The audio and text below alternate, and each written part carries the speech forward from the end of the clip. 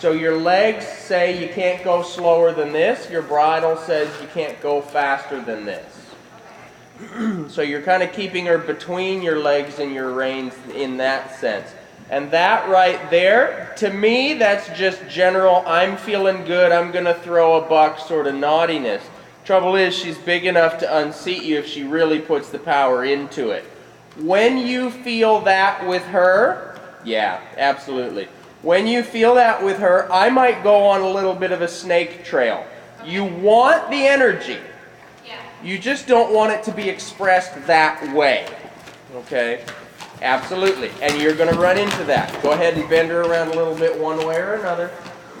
What you want to try doing is keep using the light.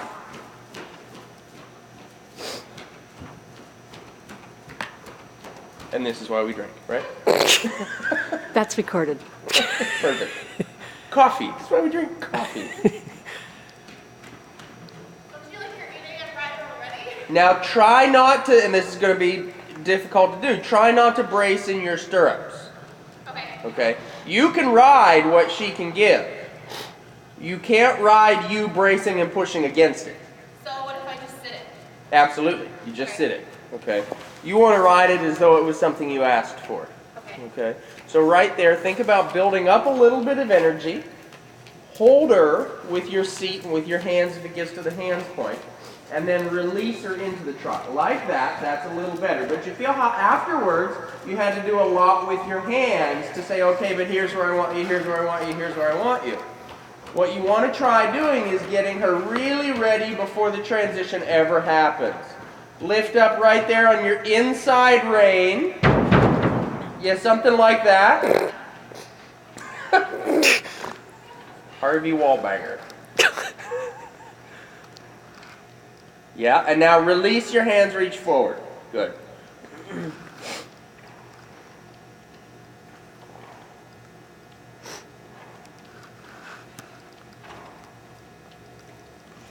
Okay, now whenever you're ready, go ahead and get her ready for the transition again.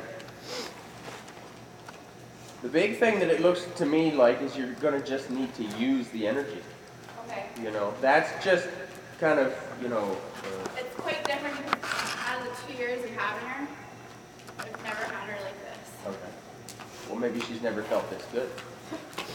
It's just a piss and vinegar exuberance, but we need to not have that stuff. So she's going to get real strong right there.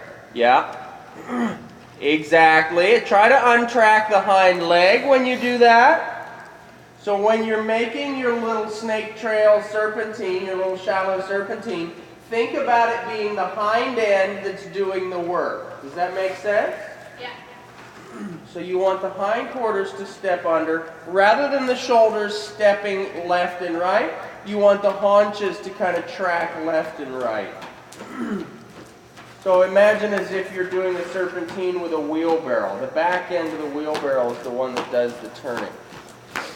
So right there, lift up on that left rein to step the hip toward the center. Hang in there. You kept a smile on your face, that was good. It's because it's fun. Mm-hmm. Some kind of F word.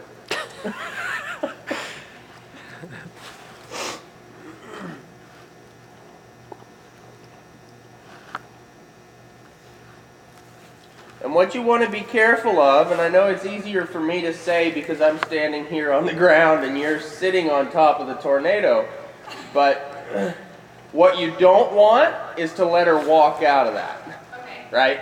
Because that's more or less a reward then for what she just did. And I'm not saying you want to bear down and get hard on her, okay? But you want to continue with the work. Okay.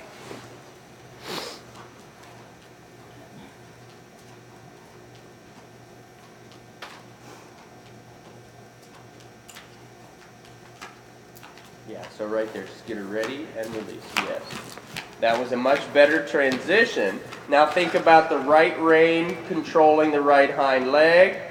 And then be ready pretty quick to change rein. So right rein for right hind leg. You'd soften your left hand a little bit right there. And you might firm up pretty solid with that inside hand if you need to. Okay?